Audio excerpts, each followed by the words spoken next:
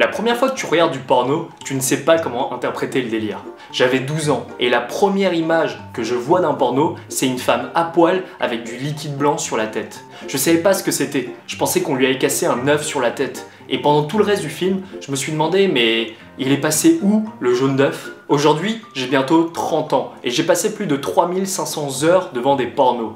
4 heures par semaine pendant 18 ans. Et tout ça pour comprendre qu'il n'y avait aucune omelette en préparation. Et ça a l'air anodin comme ça de regarder 4 heures de porno par semaine, mais en fait, c'est traître de ouf. Parce que t'es pas assez addict pour t'en inquiéter vraiment. Genre putain, je viens d'éjaculer mon intestin. Et t'es pas assez détaché de ce délire pour te dire que t'es un mec qui sait se contrôler. T'es juste à cette frontière où le porno t'a détruit bien plus que tu ne peux le croire, mais sans que tu t'en rendes compte. Cette frontière où on n'a plus conscience de rien, parce qu'il n'y a aucun warning. On ne voit jamais personne mourir d'une overdose de porno pour nous faire prendre conscience que c'est de la merde. Et donc, on peut se laisser aller comme ça pendant des années pour se réveiller un matin avec le zizi en lambeaux devant notre partenaire. Le porno peut bousiller notre vie sexuelle. Il peut envoyer une bombe en plein dans nos couilles pour tout faire exploser. On finit avec une prostate qui ressemble à une pomme de terre périmée et 3 spermatozoïdes en PLS perdus dans l'estomac. 43% des hommes ont déclaré avoir eu des difficultés à avoir une érection pendant l'acte. Et probablement 100% qui sort l'excuse du stress, de la capote ou du grille-pain qui a surchauffé. Personne ne se dit jamais que c'est à cause du porno. Au contraire, certains peuvent même se dire que le porno c'est un bon entraînement et que pendant les périodes de disette, ça maintient notre pénis en forme.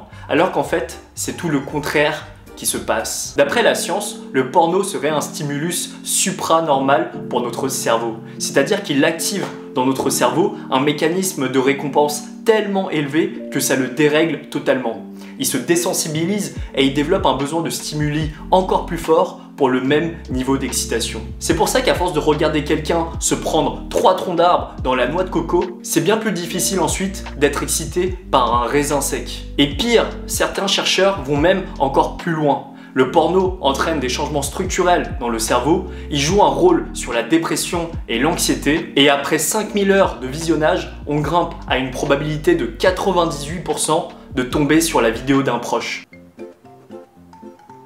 Si tu as eu la même expérience que moi avec le porno, c'est-à-dire que t'en regardes depuis une dizaine d'années de manière régulière, t'as dû remarquer une différence entre tes débuts et maintenant. Là où au début, juste fixer pendant 5 minutes des lobes d'oreilles, ça pouvait nous rendre dingue, maintenant on est passé à des habitudes pornographiques bien plus hardcore. Là où au début, l'idée même de coucher avec quelqu'un pouvait nous procurer des sensations, maintenant on veut juste la fonctionnalité avance rapide pour aller direct à la levrette. Et si tu vois de quoi je parle, c'est parce que le porno t'a affecté bien plus que tu ne peux le croire. Il y a quelques années, j'ai découvert ce qu'on appelle le nofap, un concept obscur qui provient des forums perdus d'internet. On parle ici d'une période sans porno et sans masturbation. Idéal apparemment pour faire un reset du cerveau. Remettre nos systèmes de récompense à zéro pour pouvoir kiffer à nouveau sur des lobes d'oreilles. Une sorte de réincarnation dans la peau d'un puceau. Comme si Jésus allait être d'accord qu'on redevienne des gros pervers. Mais bon, j'étais quand même curieux, j'avais rien à perdre et donc j'ai tenté ça pendant 3 mois.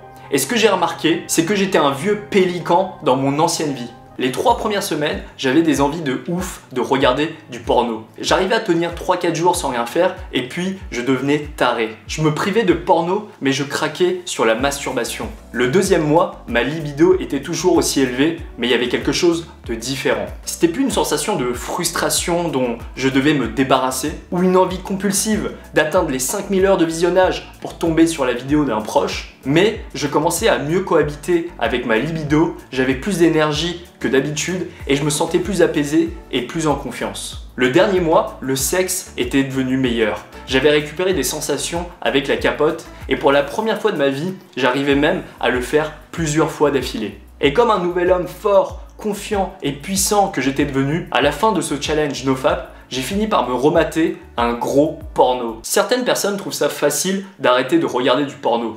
D'autres comme moi arrivent à se mettre un coup de pied au cul pendant une période donnée. Et quelques-uns trouvent ça juste impossible. Mais si tu sens que tu as du mal à te détacher du porno au point d'en avoir des tendinites au niveau des orteils, voici 4 conseils pour réussir à arrêter. Le premier, c'est de faire les choses de manière intense. Parce qu'il n'y a que dans l'intensité qu'on peut voir les changements. Imagine que tu as envie de te mettre à la cuisine et que tu veux préparer des tomates farcies.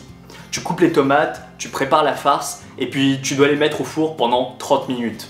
Mais à chaque fois, tu les sors au bout de 10 minutes parce que t'es bizarre. Le plat ne sera pas assez cuit et il y aura un arrière-goût dégueulasse. La plupart des gens qui veulent changer font les choses de manière modérée.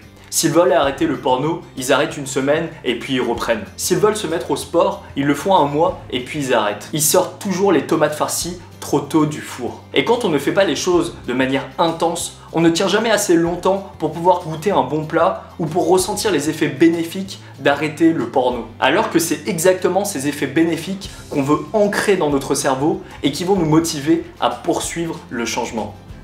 Et je pense qu'après 2-3 mois sans porno, tu commenceras à ressentir les premiers effets.